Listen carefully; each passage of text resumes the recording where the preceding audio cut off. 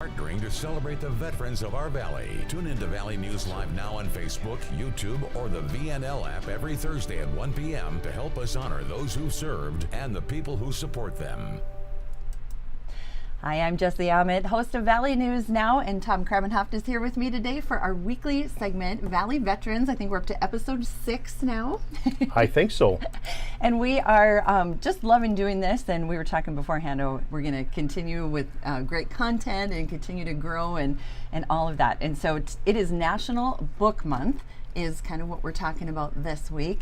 And my reading list just got huge because you brought me all of these great books. And so I think a couple of things. One thing we'll attach the Chief of Staffs. Do you want to tell me the name of that? Yes. Yeah. The Joint Chiefs of Staff have a recommended reading list for anybody in the military, and it's everything from regional topics to leadership to different force multipliers to even talks about the Indian Ocean and monsoon weather, how that can affect U.S. policy.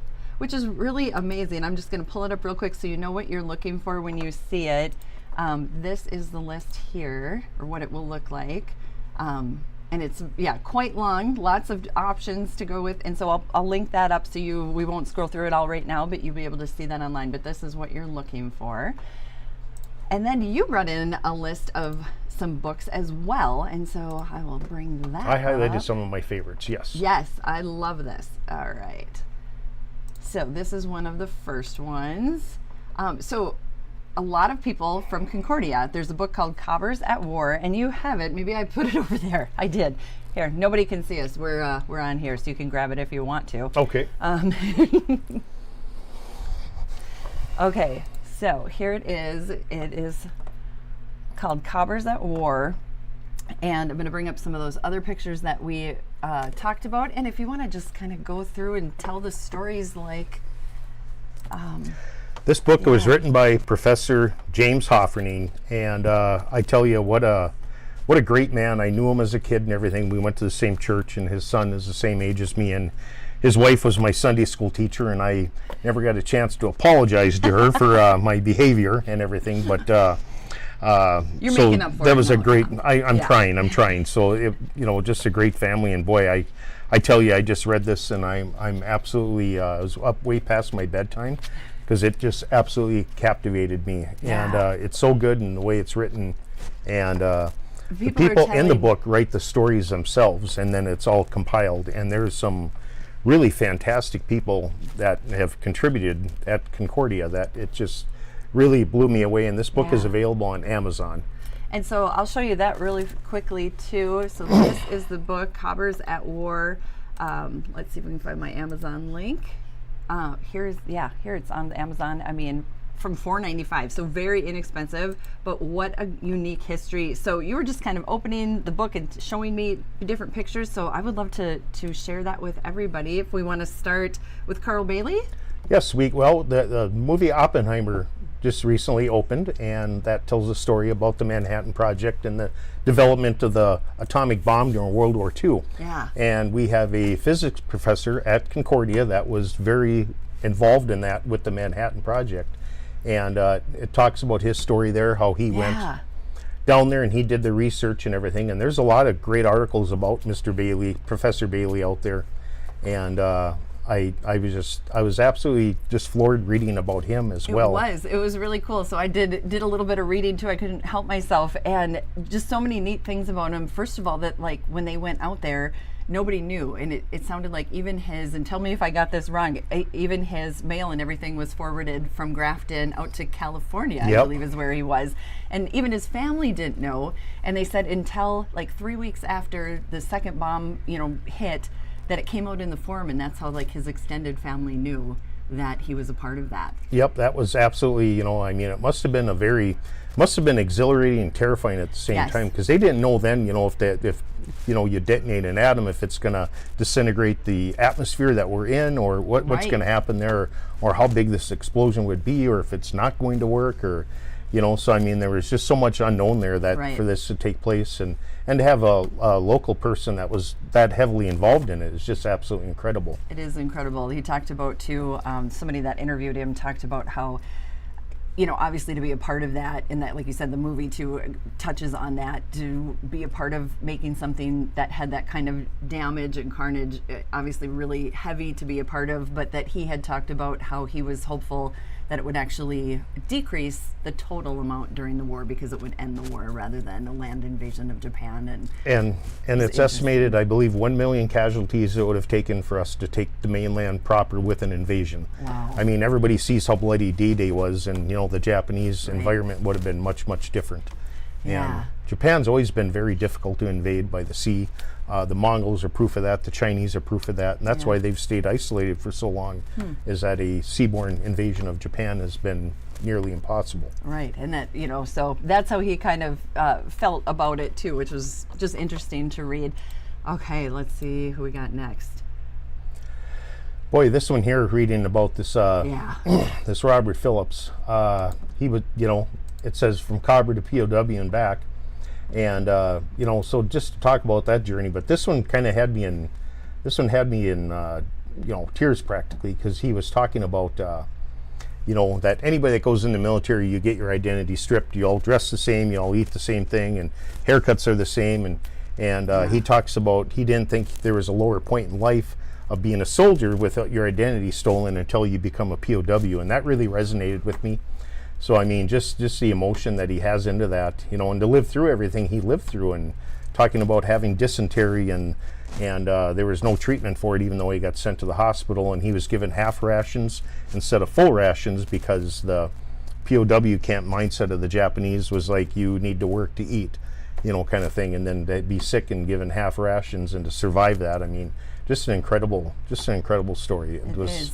And I mean, that's part of why we want to do this, why we want to bring honor to our veterans. We don't really, you know, those of us that haven't ever been in the military, we don't realize what some of those sacrifices are that people have given. And so we just want to give this, you know, give a platform for these stories to be told. And I can't imagine what he lived with for the rest of his life. But, you know, he was productive, and he moved on, and wow. It was just amazing. Because he was just young, I'm assuming. When yes, I don't remember what his age was, but sure some of those paragraphs young. I had to go back and read over and over, and really, you know, and just really soaked it in. Wow. Okay, right here. Okay, I'll start with this picture. This is the lady, and so all these people are local people that went to Concordia. It's kind of amazing. Yeah, this one really stymied me, is that this, you know, young lady here joined the Waves, and it's talks about, you know, it's she wasn't sure what to do because they wouldn't even let them on a ship at the time, you know. So I mean, just the incredible barriers that she had to break, and the things that she did and everything, you know. So I mean, I was reading that and I was like, wow, and that was pretty incredible. And then she ended up on that next picture, she ended up doing some pretty incredible things here. She did, and there's a picture where she arranged a meeting between Haile Selassie and President Roosevelt. And that would have been towards the end of Roosevelt's life too, because I believe when he made that final trip with the talk with the Allied leaders, that he was dead shortly after the trip back, and he did stop in Cairo. And the other one he stopped and talked with was King Saud of Saudi Arabia. Wow. They met on a private boat and discussed the American Saudi Arabian future going forward after World War II. So that was all established with Roosevelt. Pretty incredible. So I mean, just a gal from right here. To be involved in that kind of history, it's just absolutely, it blows me away. Me too. Okay, and this gentleman. And this guy here was in the Battle of Bulge, and I had no idea. And he was on my paper route, so I remember delivering papers to him. And so no, I'm not. And I had no idea. You know, it's just you know, you're around these people like, you know, Professor Hoffning. You know, I was around him as a child, and you know, and I just didn't know. You know, I mean, what, you know, you don't see the layers of these people, and you know, realize who and what they are until sometimes they're gone. Sometimes they're gone. Yeah, they don't go around telling everybody this is what I've done in my life. They just continue exactly. to live their and lives. He's so humble, and you know, when he did the book, he thanked everybody that was in there. He gave himself no credit. He credited his wife for the idea and his kids for letting him write the book, and you know, so I mean, he was just I feel really very fortunate humble. that I got to know him. And yeah, wow. But this is incredible that, you know, he was at the Battle of Bulge, and you know, I delivered papers to his house, and I had no idea and everything. And that's amazing. And then these four brothers. yes, And there, James is the author of the book, and his brother Monrad, Ralph, and Gerhard, and they all four of them served in World War II, and what a commitment to the country that they made. Yeah, their And, family. I can't imagine being that mother of these 4 boys all over there. I'm sure she did a lot of not sleeping and a lot of praying. Absolutely. I like my mother that celebrated whenever I left town and everything, so it's like, so you did, Mom. So That's funny. So yeah, that's just absolutely incredible about how all 4 of them, and it sounds like they were coming home for a reunion here, and it's Very cool. really nice that that's written up, and and that's just really cool too. I just can't imagine the emotions of that day when all 4 of them came home to Mom and Dad, and all 4 Definitely. got to see each other, knowing they survived the war, and that didn't happen in every family. So that was I'm just pretty kind of reading incredible. even a little bit that's on here, and he's talking about his mother had several brothers in World War I. Remember the story of how her parents received 2 letters on the same day, informing 2 of their sons have passed away. And it's that level of commitment and sacrifice that we need to just remember all the time when whether it's legislation or it's giving or whatever it is, that we need to continue to honor our veterans and make sure they receive the services, because it's sacrifices like that let us get to And do. for the mom to live through that and then say goodbye to 4 of her own boys is just like I can't imagine what she went through. That's no, I can't either. It's just heartbreaking to think of it. It is very heartbreaking to think of it. So what an amazing book. And I always want to say this is not sponsored. It's sponsored by Cashway, but it is not sponsored by Amazon. But we just want to share the information where you can see you can buy that book so you can read those stories and honor people that way. Because I think the back of your shirt says it the best. The more we speak their name and honor their stories, that they're not forgotten. Absolutely, and it's an incredible read too, and just with the local flavor with it, it's absolutely just blows me away. Intriguing, very intriguing. Okay, so I'm going to go back to my presentation here, and we've got a couple other books. So you want to talk about some faves here? I could talk about this book forever, and this book was written 2,500 to 3,000 years ago by a gentleman named Sun Tzu, and he is regarded as the he is regarded as the focal point of anything and everything: warfare, psychology, leadership, deception. Everything that rolls into like warfare. He's very brains over brawn, very know your enemy.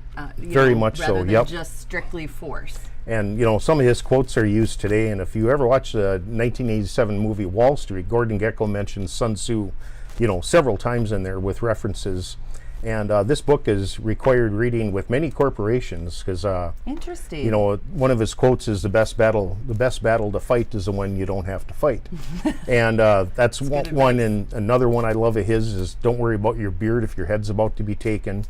And the things he did in warfare were so revolutionary at the time, and they still are too. Yeah. Is like the deception piece that he writes about, and one of them is if you have 1,000 soldiers and you camp at night, you're like 10,000 fires to make yourself appear bigger than you are.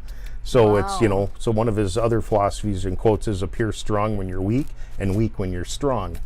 And that way, so he and this is just about 3,000 years old, this book is, and just to think about it, it's been translated into so many languages, but you can see some of these leadership principles and some of the deception stuff he has. A good example is during the first Gulf War, when Norman Schwarzkopf and some of the generals are drawn up in the map, and they said, yep, the Marines are going to come up here and they're going to do an amphibious landing, and then we're going to have the 101st flank them here.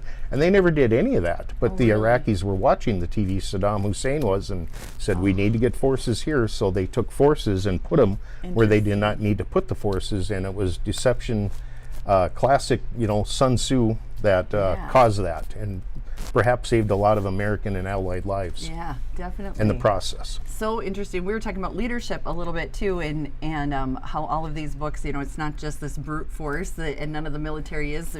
Maybe if you're not, you might have that thought in your head, but it's not true.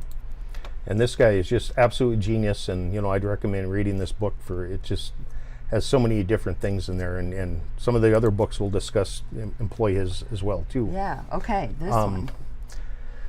Yeah, this one too. General Karl von Clausewitz. he was a Prussian general, and a lot of and Prussians were known for their warfare styles at the time. And he wrote this book about, and one of his philosophies is that warfare is not only is a political weapon, and that was kind of not the theory back then. It was basically used to handle financial and different things between countries and nations. And he was like, the threat of warfare should be used as a political tool. And a lot of his concepts are considered outdated because of the interstate war concept, and things are faster moving with the advent of aircraft and other things. That a lot of his concepts are considered outdated, but a lot of them are very, very relevant. So this is a very good book too on tactics and different deployment and psychology of warfare. Okay, here is another one.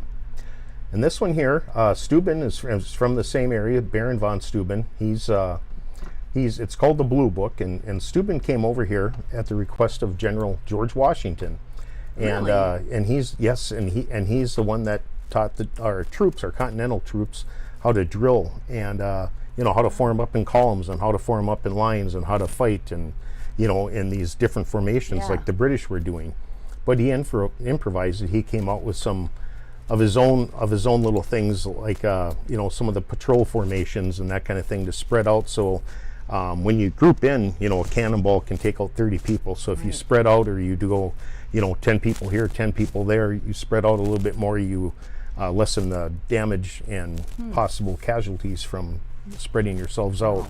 So he was very, very significant. He was very significant, and we still use the modern military still regards this as the basis of our drill and ceremony today. Wow. Okay, whoops, I went too fast. Okay, and this book I've been hearing a little bit about recently, Leaders Eat Last. So tell us about that. Well, Leaders Eat Last, and this is I've seen this, at play at many Army units, not so much at some of the other services, but it's always the commanders that eat last. Okay, so this is a thing that is done in practice. This is done in practice, yes, it is. And those are the kind of leaders that you really respect, because they're the last ones to eat. And if they get up to the chow line and there's no potatoes, or they're out of pork chops or whatever, somebody's butt is going to get held over a barrel. And that's how you fix these problems. Because if you're out of pork chops, you're out of beans or bullets, you're probably out of other things as well. Right. So I mean, that's how problems get fixed, is when you know that they are there. But they would never know if they had if they were the first served. Yes. But what a different leadership model than we're used to. Yep, we're absolutely. used to the front people, the higher up people get kind of the first, the first of everything. It's really like a servant leadership, it feels like to me. Yep, absolutely. And that's a Sun Tzu principle. And the further principles in there is that this author of this book talks about having a circle of safety for your employees, where they feel valued, where they feel safe, when they feel leadership is trusted. And that was definitely Sun Tzu's thing too, where he would say that your army is going to fight when they know that they're valued and they feel safe, and that you're not going to expend their lives unneedlessly. Yeah. So there again, you can this book is just written a few years ago, but you can go back to Sun Tzu's leadership principles at this book that's regarded very highly with not only Joint Chiefs of Staff, but corporations as well. Definitely. What a good a good leadership model. It's really interesting. It just really feels different than what we've been used to recently, right? Okay. So National Book Month, lots of books to talk about. Man, the time always goes so fast. We've already talked for 20 minutes. We get a lot of other things to talk about too. So I will, like I said, I'll put up those links so that you can have access to these books. And let's see. And these are some of my favorites, but there's other ones out there that are just equally as dazzling. Definitely. In fact, that's a good time to plug our email address, valley.veterans@valleynewslive.com. I mean, if you've got one like this book is a great read, this fits into your category, please send it to us. And we also want you to send us your questions, your comments, your story ideas. We're working on something with snowblowers being given away with veterans, and we're going to probably follow up on that next week. So we will follow up on your stories as well. All right, we want to show lots of good content coming up. Pretty exciting. Yeah. Okay, Fargo Memorial Honor Guard, and that is both you and Jason are a part of Fargo Memorial Honor Guard. Yes. And you got lots going on right now. Should I just let you drive here? Absolutely. All right, there well, you go. First one we have here is a gentleman named Tony Burnside. And man, Tony, I love you, but you're a walking cartoon. And so this guy is pretty funny, but he's got this farm here and he's selling pumpkins at the Pearly Senex. Oh, awesome. Him and his lady are, and they're taking all the proceeds and they're donating the proceeds to, you know, the National Guard, MWR, or the, Cool. you know, programs to help out the Minnesota Guard troops and everything. And it's a good deal on a pumpkin, too. It really is $5. It is. We're buying some pumpkins for the show tomorrow, and they are no cheaper than $6 anywhere. So where are they located? They're at the Pearly Co-op, or Senex, I believe is the other name for it. And, Okay. Oh, there. so see it there's right a little there. link there and everything. So So you can go there to Fargo Memorial Honor Guard and then check out the Pearly Co-op so you can see where to go pick up your pumpkins. yep. Oh, and Tony left his phone number, and I think he's driving beat truck. So please call him several times during the day. And so Ask them where the pumpkins are. absolutely, yes, that'd be. Or do you deliver? You know, so Tony would love that. So That would be great. okay, but thanks for doing that, Tony. That's just really cool. Here's a Here's our letter. other cohort. Yeah, Jason Hicks. Jason Hicks and I, you know, write Jason writes it once a month, and I write it 3 times a month. Okay. And so we write a column, and he just basically wrote out there on the anniversary of the Honor Guard coming to Inception, and Yeah. some of the difficulties that we've had, and you know how far we've come in just a few short years there, Yeah. and it's been pretty impressive. So very proud to be part of that group. And this took place last weekend, the Mainline Bar and Grill in Veritas Cranes. They held a benefit where, you know,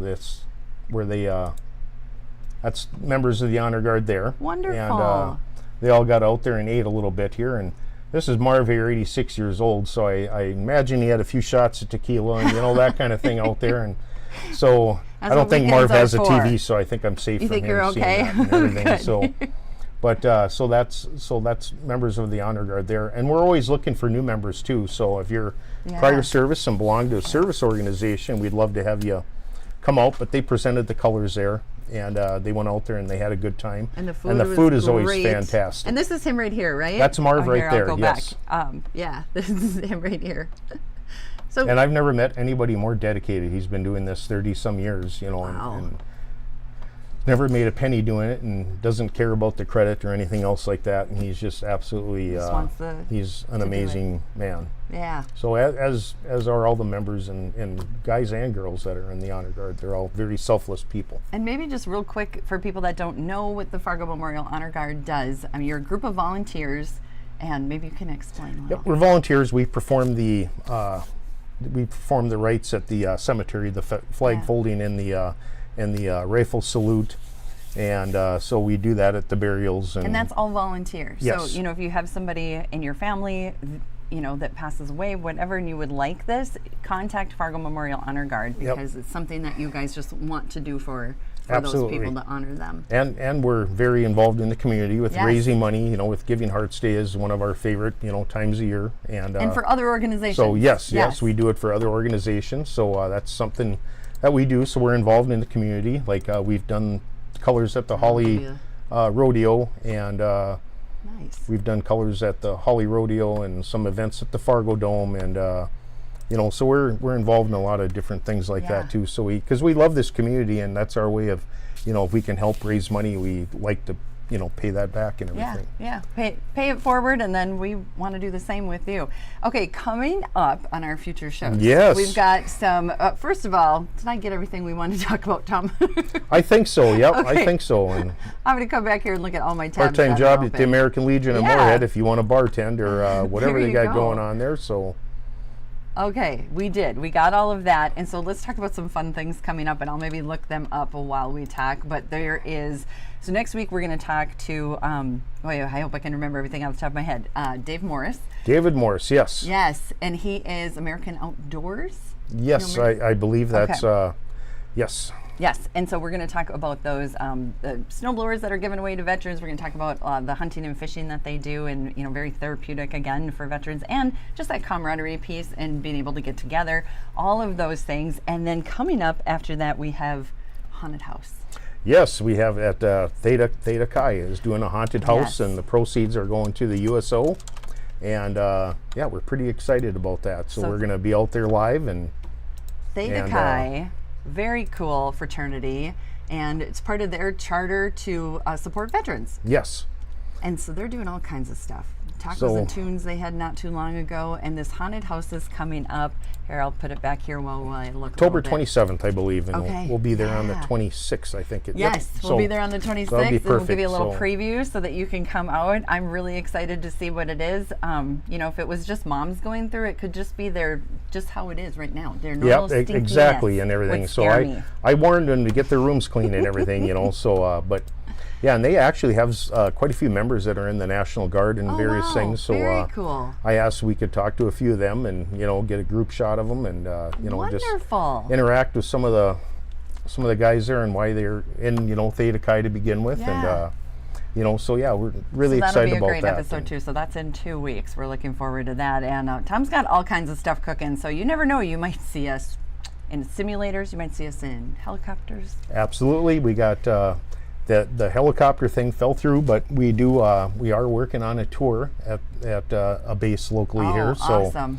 and Yep. that should happen next month, hopefully. So Perfect. Oh, we're going to have a great time. Yes. So thanks for hanging out and learning what we've got for veterans.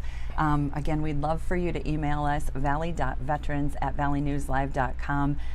Thank you so much to you and Jason for helping me with connecting Oh. people, connecting veterans to the Jesse, resources. thank you. Thank Cashway Yes, for helping thank us out, Cashway and thank so much. KVLY for doing this. We're very grateful to have this platform to be able to do this. And It's a lot of fun, and hopefully, really going to connect a lot of people to services and resources that they need and make a big difference in our community. So just Absolutely. kind of interconnect that web even tighter than it already is. Yep. So thank you so much again, Tom Krabenhaft.